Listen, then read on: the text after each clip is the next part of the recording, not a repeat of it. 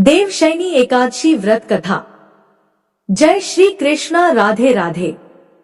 आप सभी श्रोताओं को आषाढ़ मास के शुक्ल पक्ष की देवशयनी एकादशी की हार्दिक शुभकामनाएं। आज की इस वीडियो में आप सुनेंगे देवशयनी एकादशी की व्रत कथा। इस एकादशी को पद्मनाभ एकादशी के नाम से भी जाना जाता है। सूर्य देव के मिथुन राशि में आने पर यह एकादशी आती है और इसी दिन से चातुर्मास का आरंभ हो जाता है। इस दिन भगवान श्री विष्णु क्षीर सागर में शयन करते हैं और फिर लगभग 4 महीने बाद तुला राशि में सूर्य के जाने पर उन्हें उठाया जाता है। उस तिथि को देव उठान एकादशी के नाम से जाना जाता है। तो आइए बड़ी ही श्रद्धा और प्रसन्नचित मन से देवशयनी एकादशी व्रत की कथा का श्रवण करते हैं। महाभारत काल की बात है। एक बार धर्मराज युधिष्ठिर ने भगवान श्री कृष्ण से कहा कि हे त्रिलोकीनाथ, आषाढ़ मास के शुक्ल पक्ष की एकादशी का क्या व्रत है? इस दिन किस देवता की पूजा होती है और इस व्रत का क्या विधान है? कृपा कर हे मधुसूदन यह सब विस्तार पूर्वक बताइए। तब भगवान श्री कृष्ण कहने लगे, हे धर्मराज, एक बार देवर्षि नारद ने भी श्री ब्रह्मा जी से यही प्रश्न पूछा था। तब श्री ब्रह्मा जी ने कहा, हे नारद, तुमने कलयुग में प्राणी मात्र के उद्धार के लिए सबसे श्रेष्ठ और उत्तम प्रश्न पूछा है, क्योंकि एकादशी का व्रत सभी व्रतों में उत्तम होता है। इस व्रत के प्रभाव से सभी पाप नष्ट हो जाते हैं और इस एकादशी का नाम देवशयनी एकादशी है। इस दिन व्रत रखने से भगवान श्री हरि अत्यंत प्रसन्न होते हैं। हे धर्मराज, इस संबंध में मैं तुम्हें एक पौराणिक कथा सुनाता हूँ, ध्यान पूर्वक श्रवण करो। एक समय मांधाता नाम के एक सूर्यवंशी राजा थे। वे सत्यवादी, महान तपस्वी और चक्रवर्ती थे। वे अपनी प्रजा का पालन संतान की तरह किया करते थे। उनकी सारी प्रजा धन धान्य से परिपूर्ण थी और सुखपूर्वक जीवन यापन कर रही थी। उनके राज्य में किसी प्रकार का कोई दुख नहीं था और उस राज्य में कभी अकाल भी नहीं पड़ता था। कभी किसी प्रकार की कोई प्राकृतिक आपदा भी नहीं आई थी।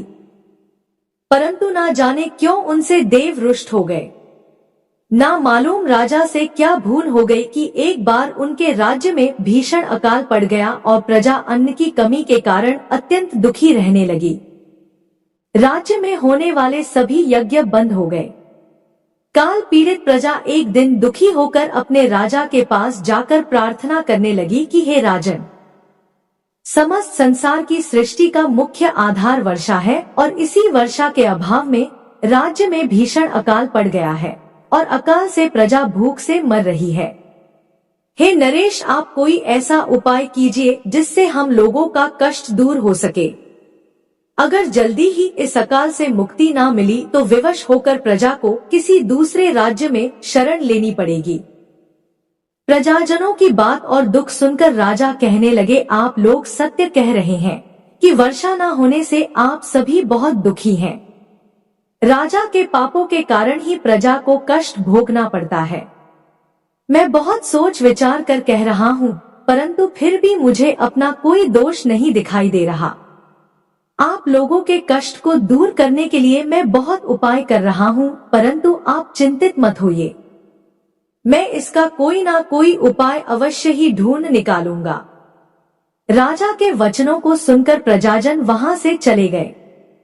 राजा मांधाता भगवान की पूजा कर कुछ मुख्य व्यक्तियों को साथ लेकर वन को चले गए। वहां वह ऋषि मुनियों के आश्रमों में घूमते घूमते अंत में ब्रह्मा जी के मानस पुत्र अंगिरा ऋषि के आश्रम पहुंच गए। रथ से उतरकर राजा आश्रम में गए। वहां ऋषि अभी नित्य कर्म से निवृत्त हुए ही थे कि राजा ने उनके समक्ष पहुंचकर उन्हें प्रणाम किया। ऋषि ने राजा को आशीर्वाद दिया, फिर पूछा, हे राजा, आप इस स्थान पर किस प्रयोजन से पधारे हैं, सो कहिए। तब राजा कहने लगे, हे महर्षि, मेरे राज्य में 3 वर्ष से वर्षा नहीं हो रही है, जिससे भीषण अकाल पड़ गया है। मेरी प्रजा भयंकर कष्ट भोग रही है। राजा के पापों के प्रभाव से ही प्रजा को कष्ट मिलता है, ऐसा शास्त्रों में लिखा है। मैं तो धर्म के अनुसार राज्य करता हूँ, फिर यह अकाल कैसे पड़ गया, इसका मुझे अभी तक पता नहीं लग सका है। अब मैं आपके पास इसी संदेह की निवृत्ति के लिए आया हूँ। मुनिवर, आप कृपा कर मेरी इस समस्या का निवारण करें। मेरी प्रजा के कष्ट को दूर करने के लिए कोई उपाय बताइए। राजा से सारा वृतांत सुनने के बाद ऋषि कहने लगे, हे राजन, इस सत्य युग में धर्म के चारों चरण सम्मिलित है और यह युग सभी युगों में उत्तम है।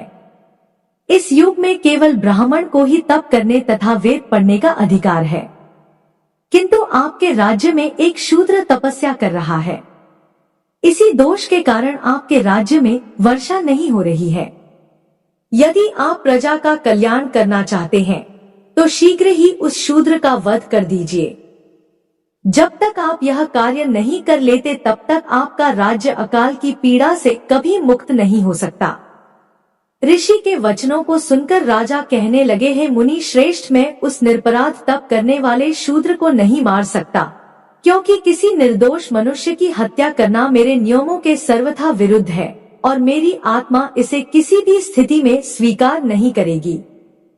अतः हे मुनिवर, इस दोष से मुक्ति का कोई दूसरा उपाय हो तो बताइए। राजा को विचलित जानकर ऋषि कहने लगे, हे राजन, यदि आप ऐसा ही चाहते हो तो आषाढ़ मास के शुक्ल पक्ष की देवशयनी नाम की एकादशी का विधि विधान पूर्वक व्रत रखो।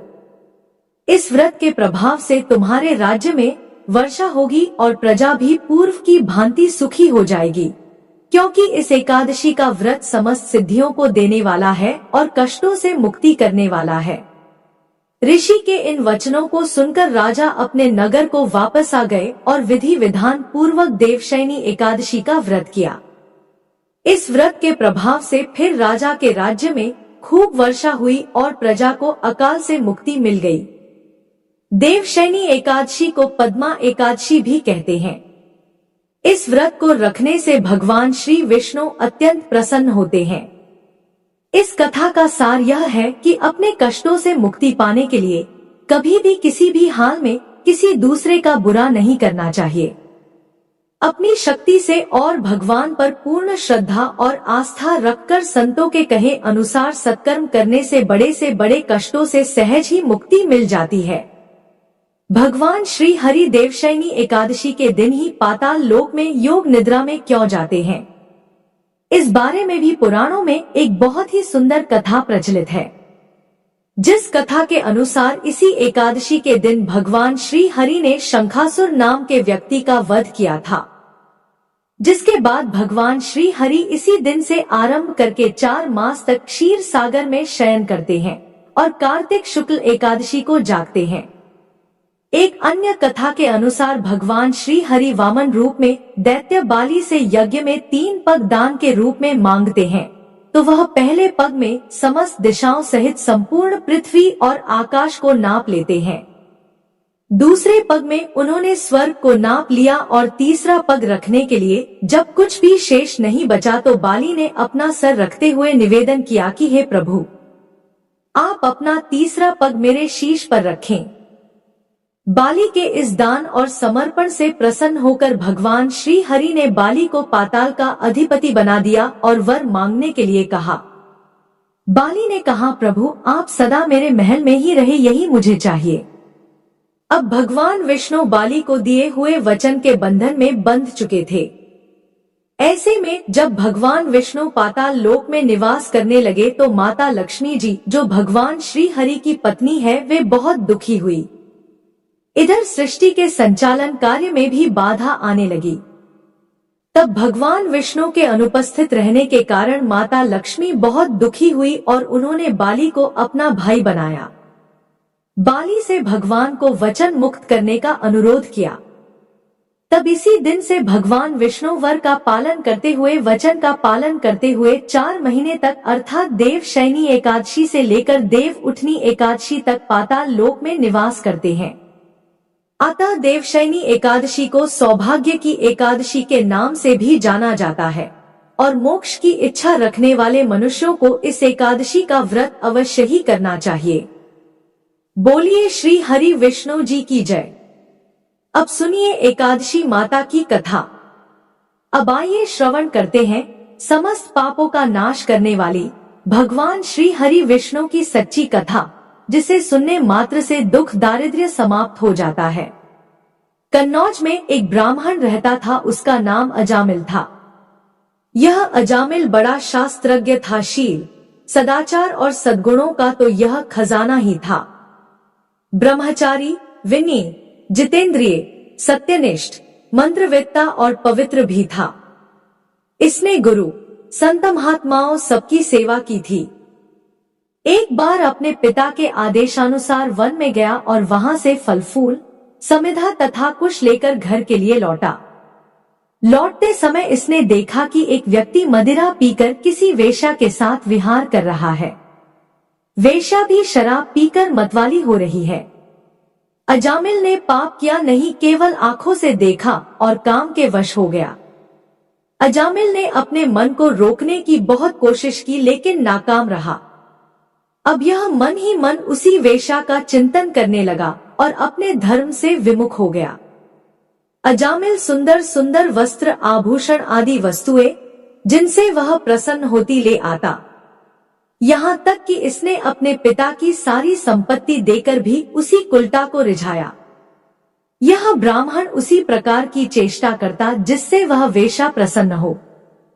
इस वेश्या के चक्कर में इसने अपने कुलीन, नवयुवती और विवाहिता पत्नी तक का परित्याग कर दिया और उस वेश्या के साथ रहने लगा। इसने बहुत दिनों तक वेश्या के मलसमान अपवित्र अन्न से अपना जीवन व्यतीत किया और अपना सारा जीवन ही पापमय कर लिया। यह कुबुद्धि न्याय से, अन्याय से, जैसे भी जहाँ कहीं भी धन मिलता वहीं से उठा लाता और उस वेश्या के बड़े कुटुंब का पालन करने में ही यह व्यस्त रहता। चोरी से, जुए से और धोखाधड़ी से अपने परिवार का पेट पालता था। एक बार कुछ संत इसके गांव में आए। गांव के बाहर संतों ने कुछ लोगों से पूछा कि भैया, किसी ब्राह्मण का घर बताइए, हमें वहां पर रात गुजारनी है।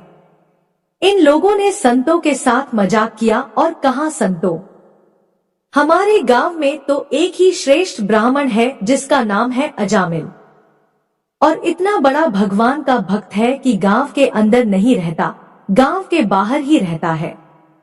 अब संत जन अजामिल के घर पहुंचे और दरवाजा खटखटाया। भक्त अजामिल, दरवाजा खोलो। जैसे ही अजामिल ने आज दरवाजा खोला तो संतों के दर्शन करते ही मानो आज अपने पुराने अच्छे कर्म उसे याद आ गए। संतों ने कहा कि भैया, रात बहुत हो गई है, आप हमारे लिए भोजन और सोने का प्रबंध कीजिए। अजामिल ने सुंदर भोजन तैयार करवाया और संतों को करवाया। जब अजामिल ने संतों से सोने के लिए कहा तो संत कहते हैं, भैया, हम प्रतिदिन सोने से पहले कीर्तन करते हैं। यदि आपको समस्या न हो तो हम कीर्तन कर लें। अजामिल ने कहा, आप ही का घर है महाराज, जो दिल में आए सो करो। संतों ने सुंदर कीर्तन प्रारंभ किया और उस कीर्तन में अजामिल बैठा। सारी रात कीर्तन चला और अजामिल की आंखों से खूब आंसू गिरे, मानो आज आंखों से आंसू नहीं पाप धुल गए हैं। सारी रात भगवान का नाम लिया। जब सुबह हुई संत जन चलने लगे तो अजामिल ने कहा, महात्माओं, मुझे क्षमा कर दीजिए, मैं कोई भक्त वक्त नहीं हूं, मैं तो एक महापापी हूं। मैं वेश्या के साथ रहता हूं और मुझे गांव से बाहर निकाल दिया गया है। केवल आपकी सेवा के लिए मैंने आपको भोजन करवाया, नहीं तो मुझसे बड़ा पापी कोई नहीं है। संतों ने कहा, अरे अजामिल, तूने ये बात हमें कल क्यों नहीं बताई? हम तेरे घर में रुकते ही नहीं। अब तूने हमें आश्रय दिया है तो चिंता मत कर। ये बता, तेरे घर में कितने बालक हैं? अजामिल ने बता दिया कि महाराज 9 बच्चे हैं और अभी ये गर्भवती है। संतों ने कहा कि इस बार जो तेरे संतान होंगी वो तेरे पुत्र होगा और तू उसका नाम नारायण रखना। जा, तेरा कल्याण हो जाएगा। संत जन आशीर्वाद देकर चले गए। समय बीता, उसके पुत्र हुआ, नाम रखा नारायण। अजामिल अपने पुत्र नारायण में बहुत आसक्त था। अजामिल ने अपना संपूर्ण हृदय अपने बच्चे नारायण को सौंप दिया था। हर समय अजामिल कहता था, नारायण भोजन कर लो, नारायण पानी पी लो, नारायण तुम्हारा खेलने का समय है, तुम खेल लो। हर समय नारायण नारायण करता था। इस तरह 88 वर्ष बीत गए। वह अतिशय मूढ़ हो गया था। उसे इस बात का पता ही न चला कि मृत्यु मेरे सिर पर आ पहुंची है। अब वह अपने पुत्र बालक नारायण के संबंध में ही सोचने विचारने लगा। इतने में ही अजामिल ने देखा कि उसे ले जाने के लिए यमराज के दूत आए हैं और वह नारायण नारायण पुकारने लगा। भगवान के पार्षदों ने देखा कि यह मरते समय हमारे स्वामी भगवान नारायण का नाम ले रहा है, उनके नाम का कीर्तन कर रहा है। अतः वे बड़े वेग से झटपट वहां आ पहुंचे। उस समय यमराज के दूत दासीप्ती अजामिल के शरीर में से उसके सूक्ष्म शरीर को खींच रहे थे। विष्णु दूतों ने बलपूर्वक रोक दिया। उनके रोकने पर यमराज के दूतों ने उनसे कहा, अरे धर्मराज की आज्ञा का निषेध करने वाले तुम लोग हो कौन? तुम किसके दूत हो? कहां से आए हो और इसे ले जाने से हमें क्यों रोक रहे हो? जब यमदूतों ने इस प्रकार कहा, तब भगवान नारायण के आज्ञाकारी पार्षदों ने हंसकर कहा, यमदूतों, यदि तुम लोग सचमुच धर्मराज के आज्ञाकारी हो तो हमें धर्म का लक्षण और धर्म का तत्व सुनाओ। दंड का पात्र कौन है? यमदूतों ने कहा, वेदों ने जिन कर्मों का विधान किया है वे धर्म है और जिनका निषेध किया है वे अधर्म है। वेद स्वयं भगवान के स्वरूप है। वे उनके स्वाभाविक श्वास प्रश्वास एवं स्वयं प्रकाश ज्ञान है, ऐसा हमने सुना है। पाप कर्म करने वाले सभी मनुष्य अपने अपने कर्मों के अनुसार दंडनीय होते हैं। भगवान श्री हरि विष्णु जी के पार्षदों ने कहा, यमदूतों, यह बड़े आश्चर्य और खेद की बात है कि धर्मज्ञों की सभा में अधर्म प्रवेश कर रहे हैं, क्योंकि वहां निरपराध और अदंडनीय व्यक्तियों को व्यर्थ ही दंड दिया जाता है। यमदूतों, इसने कोटि कोटि जन्मों की पापराशि का पूरा पूरा प्रायश्चित कर लिया है, क्योंकि इसने विवश होकर ही सही भगवान के परम कल्याण में मोक्षप्रद नाम का उच्चारण तो किया है। जिस समय इसने नारायण इन 4 अक्षरों का उच्चारण किया, उसी समय केवल उतने से ही इस पापी के समस्त पापों का प्रायश्चित हो गया। चोर, शराबी, मित्रद्रोही, ब्रह्मघाती, गुरुपत्नीगामी, ऐसे लोगों का संसर्गी, स्त्री, राजा, पिता और गाय को मारने वाला, चाहे जैसा और चाहे जितना बड़ा पापी हो, सभी के लिए यही इतना ही सबसे बड़ा प्रायश्चित है कि भगवान के नामों का जाप किया जाए, क्योंकि भगवान नामों के उच्चारण से मनुष्य की बुद्धि भगवान के गुण, लीला और स्वरूप में रम जाती है और स्वयं भगवान की उसके प्रति आत्मीय बुद्धि हो जाती है। तुम लोग अजामिल को मत ले जाओ, इसने सारे पापों का प्रायश्चित कर लिया है, क्योंकि इसने मरते समय भगवान के नाम का उच्चारण किया है।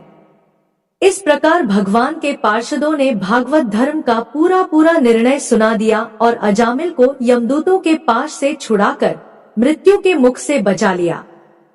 भगवान की महिमा सुनने से अजामिल के हृदय में शीघ्र ही भक्ति का उदय हो गया।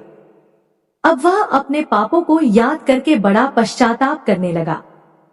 अजामिल मन ही मन सोचने लगा, अरे मैं कैसा इंद्रियों का दास हूँ। मैंने एक दासी के गर्भ से पुत्र उत्पन्न करके अपना ब्राह्मणत्व नष्ट कर दिया। यह बड़े दुख की बात है। धिक्कार है, मुझे बार बार धिक्कार है। मैं संतों के द्वारा निंदित हूँ, पापात्मा हूँ। मैंने अपने कुल में कलंक का टीका लगा दिया। मेरे मां बाप बूढ़े और तपस्वी थे, मैंने उनका भी परित्याग कर दिया। मैं कितना कृतघ्न हूँ। मैं अब अवश्य ही अत्यंत भयावने नरक में गिरूंगा, जिसमें गिरकर धर्मघाती पापात्मा कामी पुरुष अनेकों प्रकार की यमयातना भोगते हैं। कहा तो मैं महाकपटी, पापी, निर्लज्ज और ब्रह्मतेज को नष्ट करने वाला तथा कहाँ भगवान का वह परम मंगलमय नारायण नाम। सचमुच मैं तो कृतार्थ हो गया। अब मैं अपने मन, इंद्रिय और प्राणों को वश में करके ऐसा प्रयत्न करूंगा कि फिर अपने को घोर अंधकार में नरक में न डालूं। मैंने यमदूतों से डर के अपने पुत्र नारायण को पुकारा और भगवान के पार्षद प्रकट हो गए। यदि मैं वास्तव में नारायण को पुकारता तो क्या आज श्री नारायण मेरे सामने प्रकट नहीं हो जाते? अब अजामिल के चित्त में संसार के प्रति तीव्र वैराग्य हो गया। वे सबसे संबंध और मोह को छोड़कर हरिद्वार चले गए। उस देवस्थान में जाकर वे भगवान के मंदिर में आसन पर बैठ गए और उन्होंने योग मार्ग का आश्रय लेकर अपनी सारी इंद्रियों को अन्य विषयों से हटाकर मन भगवान श्री हरि विष्णु में लीन कर लिया और मन को बुद्धि में मिला दिया। इसके बाद आत्मचिंतन के द्वारा उन्होंने बुद्धि को विषयों से पृथक कर लिया तथा भगवान के धाम अनुभव स्वरूप परब्रह्म में जोड़ दिया। इस प्रकार जब अजामिल की बुद्धि त्रिगुणमयी प्रकृति से ऊपर उठकर भगवान के स्वरूप में स्थित हो गई, तब उन्होंने देखा कि उनके सामने वे ही चारों पार्षद जिन्हें उन्होंने पहले देखा था खड़े हैं। अजामिल ने सिर झुकाकर उन्हें नमस्कार किया। उनका दर्शन पाने के बाद उन्होंने उस तीर्थ स्थान में गंगा के तट पर अपना शरीर त्याग दिया और तत्काल भगवान के पार्षदों का स्वरूप प्राप्त कर दिया। अजामिल भगवान के पार्षदों के साथ स्वर्णमय विमान पर आरूढ़ होकर आकाश मार्ग से भगवान लक्ष्मीपति के निवास स्थान वैकुंठ को चले गए। अब आइए धर्म और श्रद्धा की इस पावन यात्रा में हम आगे बढ़ते हैं और सुनते हैं अगली कथा, जो हमारे जीवन में और भी आध्यात्मिक प्रकाश भरने वाली है। प्रस्तुत है तीसरी कथा, कीड़ी नगरा की कथा। प्रिय श्रोताओं, अब आइए सुनते हैं कीड़ी नगरा की कथा। यह भगवान विष्णु की परम प्रिय कथा है, तो आइए बड़ी ही श्रद्धा और प्रसन्नचित मन से कथा का श्रवण करते हैं। एक गांव में एक बुढ़िया माई रहती थी। उनके 2 बेटे और बहू थी। बुढ़िया माई भगवान श्री हरि विष्णु की परम भक्त थी। वे अपना जीवन दान, धर्म और पुण्य कार्यों में लगाया करती थी। परंतु बुढ़िया माई कभी भी मंदिर, सत्संग और तीर्थ स्थानों पर नहीं जाती थी। एक बार उसी गांव में भागवत कथा हो रही थी। बेटे ने कहा, माँ, आप सारा दिन घर में रहती हैं, आप मंदिर में भागवत कथा सुनने क्यों नहीं जाती?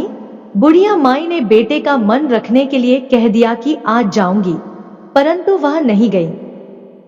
ऐसा करते करते 6 दिन बीत गए। बुढ़िया माई के बेटे ने कहा, माँ, आज अंतिम दिन है, 7वां दिन है। माँ, आज तो कथा सुनने आपको जाना ही पड़ेगा। अपने बेटे की इन बातों को सुनकर बुढ़िया माई ने सोचा, चलो आज सुन आते हैं। अब क्या था, सारा दिन घर का कामकाज करके बुढ़िया माई ने जाते जाते इतनी देर लगा दी कि अंतिम दिन की भागवत कथा भी समाप्त हो गई। भगवान श्री हरि विष्णु सन्यासी का रूप धारण करके बुढ़िया माई के पास आए और बोले, बुढ़िया माई, तू कहाँ जा रही हो? बुढ़िया माई ने कहा, मैं भागवत कथा सुनने जा रही हूँ। तब सन्यासी रूपधारी भगवान श्री हरि विष्णु ने कहा, अब इतनी देर से क्यों जा रही हो? वहां तो अब कथा समाप्त हो गई, अब वहां जाकर क्या करोगी? बुढ़िया माई ने कहा, अब घर से निकली हूं तो जाकर ही आऊंगी। तब सन्यासी रूपधारी भगवान श्री हरि ने कहा, अब कथा समाप्त हो गई है। भक्त लोग भी अपने अपने घर चले गए। अब तुम वहां से क्या लाओगी? तो बुढ़िया माई बोली, कुछ नहीं, तो मैं वहां से एक ईंट ही उठा लाऊंगी। तब सन्यासी रूपधारी भगवान श्री हरि विष्णु बोले, तुम वहां से मिट्टी की ईंट लाओगी, उसके बदले में मैं तुम्हें एक सोने की ईंट देता हूं। बुढ़िया माई ने ईंट ले ली। अब क्या था, भगवान विष्णु ने प्रसन्न होकर बुढ़िया माई को सोने की ईंट दी। बुढ़िया माई ने ईंट ले ली और घर की तरफ चल पड़ी।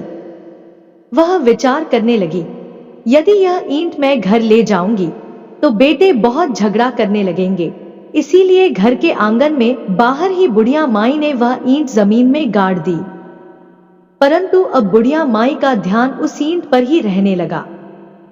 खाते पीते, घर के काम करते हुए सदैव बुढ़िया माई अपना ध्यान सोने की ईंट पर लगाए रखती थी।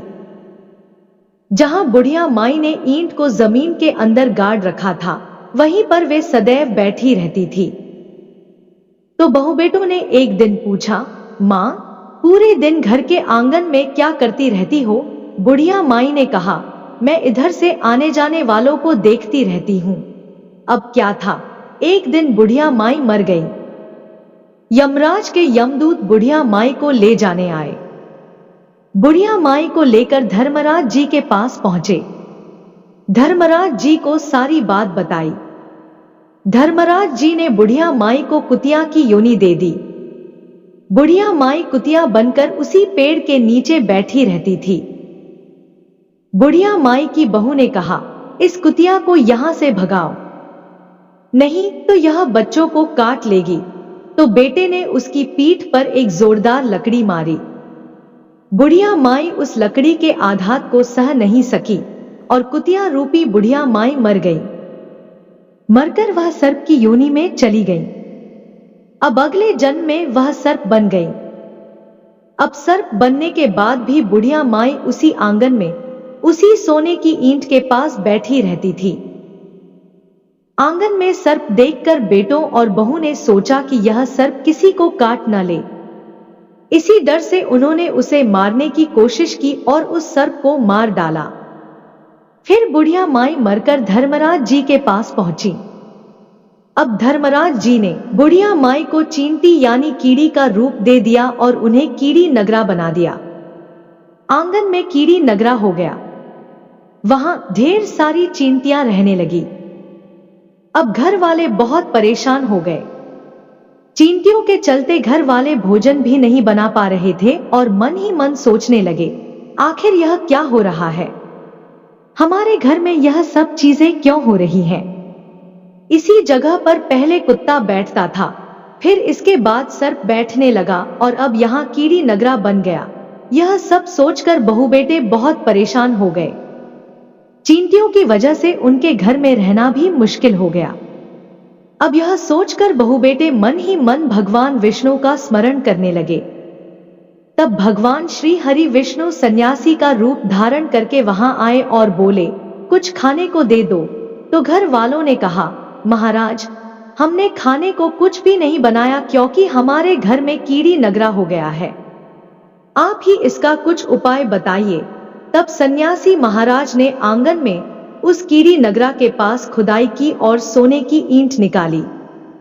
उन्होंने उस ईंट को दोनों बेटों को बराबर बराबर दे दिया और कहा, तुम अपनी मां के नाम से दान पुण्य करना, धर्मशाला बनवाना, पाठशाला बनवाना, प्याऊ बनवाना और गौशाला में गायों के चारे की व्यवस्था करना।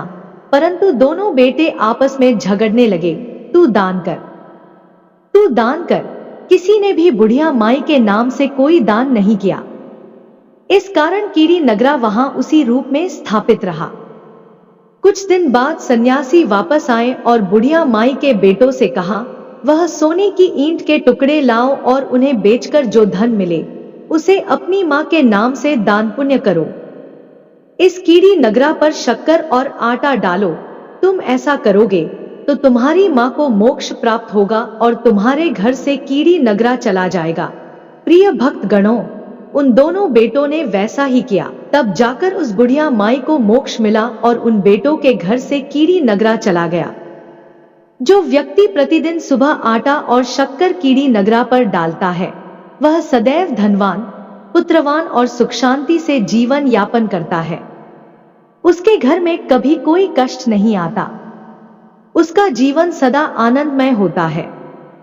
बोलो विष्णु भगवान की जय, लक्ष्मी माता की जय। आशा करती हूँ कि आपको यह कथा पसंद आई होगी। कहानी पसंद आए तो चैनल को सब्सक्राइब करें और वीडियो को लाइक व शेयर करें। जय श्री कृष्णा। राधे राधे। आपका दिन शुभ और मंगलमय हो।